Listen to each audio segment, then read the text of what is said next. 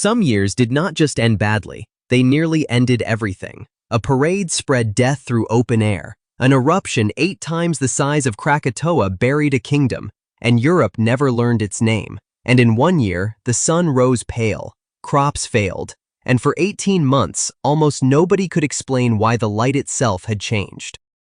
The parade that spread death.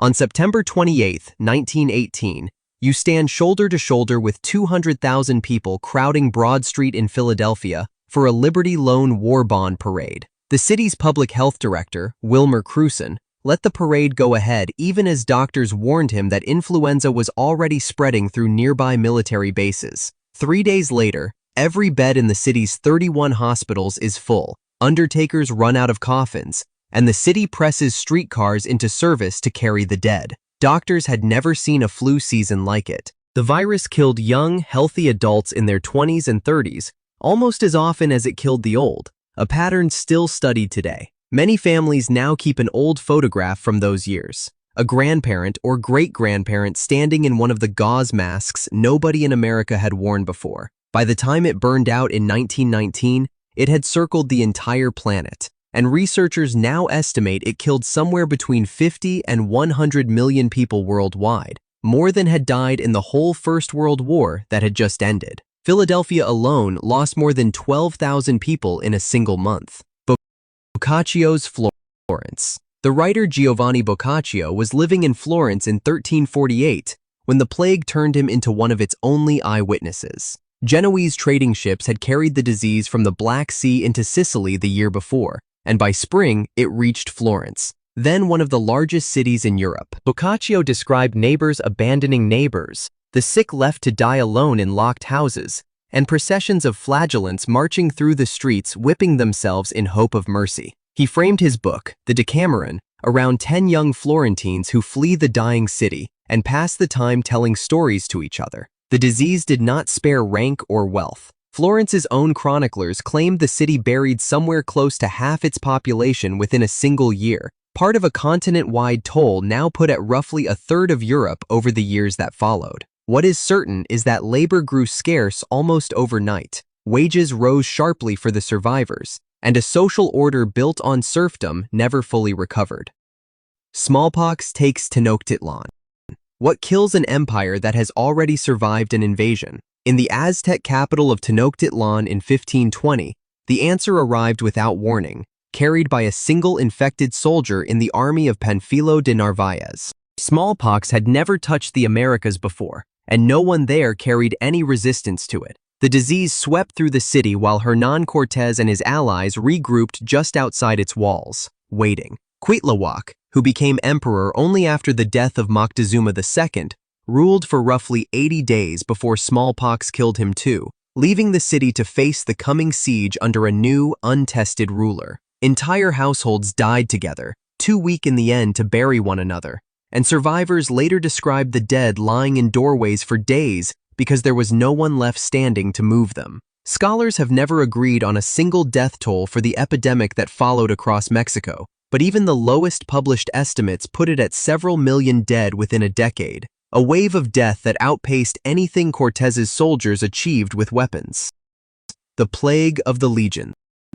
The physician Galen was practicing medicine in Rome in the year 165 when soldiers returned from a campaign against the Parthian Empire and brought home a disease Roman medicine had no name for. It spread along trade routes and military roads into nearly every province, from Egypt to Gaul. Ancient writers described bodies piled onto carts because there were not enough graves left to dig, and even the emperor's own household was not spared the fear spreading through the capital. At its worst, one ancient account claims the disease killed as many as 2,000 people a day inside Rome's own walls. The plague weakened the legions guarding the Rhine and Danube frontiers just as new threats gathered beyond them. Some historians believe it may have even reached the emperor himself, since Marcus Aurelius died in 180 amid an outbreak many now link to the same disease. Many people encountered fragments of his book, Meditations, back in school, without ever learning he may have died amid the very epidemic this chapter describes. The empire did not fall in 165. But after that year, 4 centuries of Roman stability never again felt quite as unshakable as it had before. The sun went dark. Starting in the year 536, the sun over Constantinople gave off light like the moon, weak and pale, for the better part of 18 months. The historian Procopius wrote it down at the time, and centuries later, tree rings and ice cores confirmed he had not been exaggerating. A massive volcanic eruption, likely somewhere near Iceland, threw enough ash into the atmosphere to block sunlight across Europe, Asia, and parts of the Americas. Crops failed for 2 summers in a row, and famine followed close behind, from Ireland to China, where local chronicles that same decade also recorded yellow dust falling from the sky and snow in what should have been summer. Harvard historian Michael McCormick called 536, in his own words, the beginning of one of the worst periods to be alive in all of human history. Then, in 541, as if the decade were not finished, the bubonic plague arrived in Constantinople and killed a large share of its people within months. No one can say how different the centuries that followed might have looked if the sky over Europe had simply stayed clear. The eruption no one named.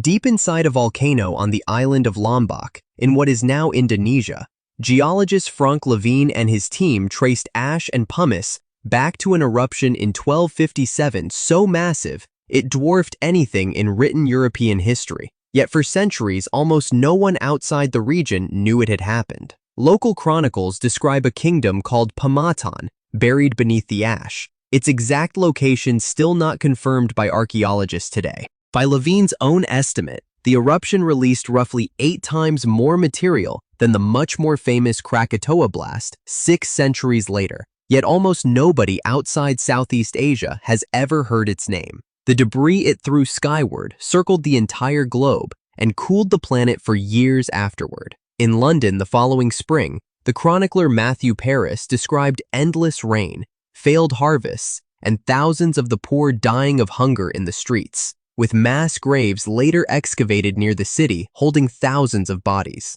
A mountain most Europeans had never heard of had reached across the world and starved their capital. The Bronze Age collapse. On the temple walls at Medinet Habu in Egypt, Pharaoh Ramses III had his scribes carve the story of an invasion by groups later historians would call the Sea Peoples, who attacked Egypt around 1177 BCE. In those same decades, the Hittite Empire, the Mycenaean palaces of Greece, and the trading city of Ugarit all collapsed within a single generation, taking writing systems and long-distance trade down with them. Archaeologist Eric Klein has argued that several disasters arriving together, drought, earthquakes, and internal revolt among them, did what no single invasion could have done alone.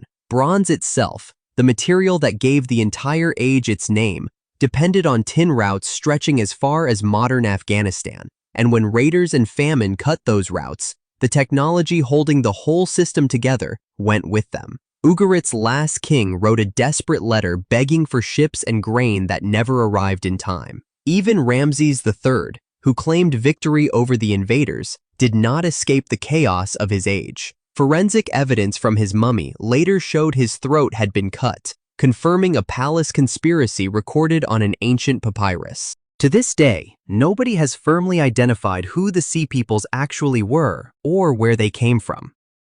The year without a summer. In June of 1816, snow fell on farms in Vermont and across New England, a full year after a volcano called Tambora had erupted thousands of miles away in Indonesia. Crops froze in the ground from New York to Switzerland, where farmers replanted through summer frosts that killed each new crop in turn. Food riots broke out, and the Swiss still remember it as their Hungerjahr, the Hunger Year. That same cold, gloomy summer, the writer Mary Shelley was staying at the Villa Diodati on Lake Geneva with Lord Byron and their friends, trapped indoors day after day by constant rain. Bored and restless, Byron challenged the group to each write a ghost story. Shelley began the novel that became Frankenstein, while their companion, John Polidori, wrote a short story of his own that helped shape the modern vampire tale still told today. 2 monster stories that still shape movies and books today were both born, quite literally, out of one summer's crop failure on the far side of the planet. China's deadliest flood.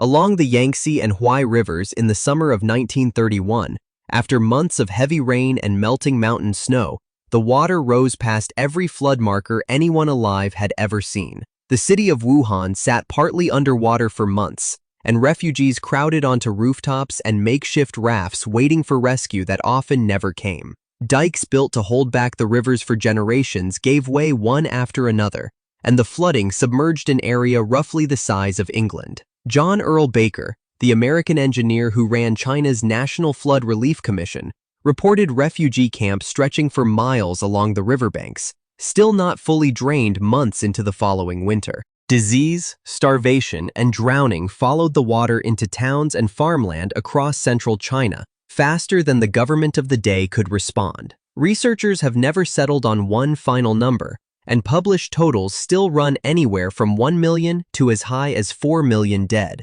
making it by most counts the deadliest natural disaster ever recorded on Earth. By the time the water finally receded that winter, more people had died in those few months than in any single earthquake, storm, or eruption in recorded history.